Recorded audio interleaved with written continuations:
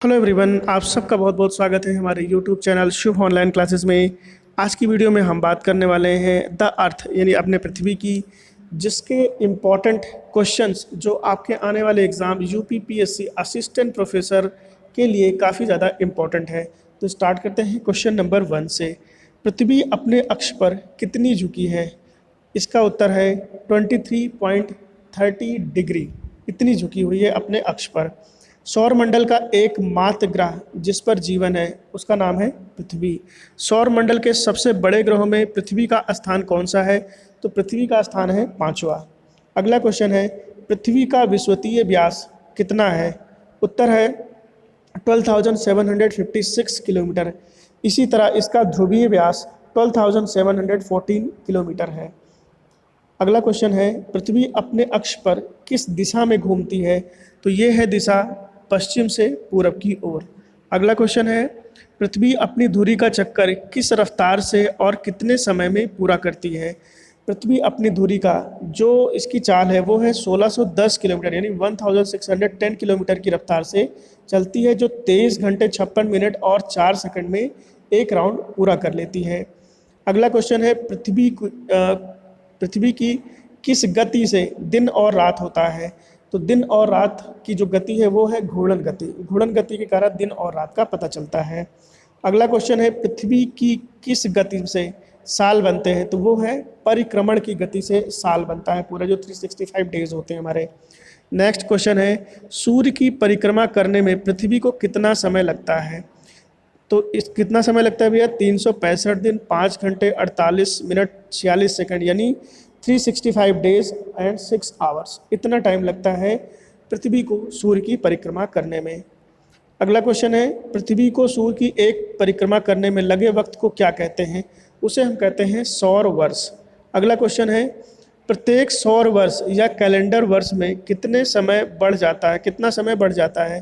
तो 6 घंटे बढ़ता है, क्योंकि 365 डेज एंड 6 आवर्स इतना टाइम होता है।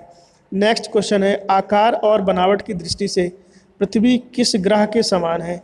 तो आकार और बनावट की जो दृष्टि है इसके हिसाब से पृथ्वी शुक्र ग्रह की तरीके से दिखती है। अगला क्वेश्चन है, पृथ्वी को नीला ग्रह किस कारण से कहा जाता है? तो नीला ग्रह कहने का जो रीज़न है वो है पानी। तो पानी की उपस्थिति के कारण पृथ्वी को नीला ग्रह कहा जाता है। अगला क्वेश्चन है, सूर्य के बाद पृथ्वी का सबसे निकट का तारा कौन सा है? तो वो निकट का तारा कौन सा है? Proxima Centauri. अगला क्वेश्चन है, पृथ्वी का एकमात्र उपग्रह कौन सा है?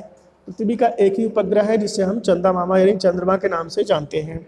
अगला क्वेश्चन है, चंद्रमा की सतह और उसकी आंतरिक स्थिति का अध्ययन करने वाला विज्ञान क्या कहलाता है? तो उसे हम कहते हैं सेनेटोलॉजी।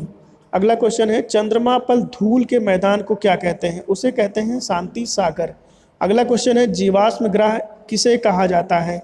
चंद्रमा को जीवाश्म ग्रह कहा जाता है। अगला क्वेश्चन है, चंद्रमा किसकी रोशनी से चमकता है? तो चंद्रमा में जो सूर्य की रोशनी के कारण चंद्रमा हमें चमकता हुआ दिखाई पड़ता है। अगला क्वेश्चन है, समुद्र में उठने वाले ज्वार भाटे की वजह क्या है? तो इसकी वजह है अपेक्षित सौर्य एवं चंद्रमा की शक्तियों का अनुपात, यानी जो अपेक्षित सौर्य है वो 11 अनुपात है और चंद्रमा की जो शक्तियाँ हैं वो 5 है। इस वजह से समुद्र में ज्वार भाटा उठता है। चंद्रमा पर पाए जाने वाले चट्टानों में किस धातु की मात्रा सबसे अधिक है? तो चंद्रमा पर जो चट्टानें मिलती हैं उसमें टाइटेनियम की मात्रा सबसे ज़्यादा होती है। अगला क्वेश्चन है, पृथ्वी से चंद्रमा का कितना प्रतिशत भाग दिखाई देता है? पृथ्वी से चंद्रमा का केवल 57% भाग ही दिखाई देता है।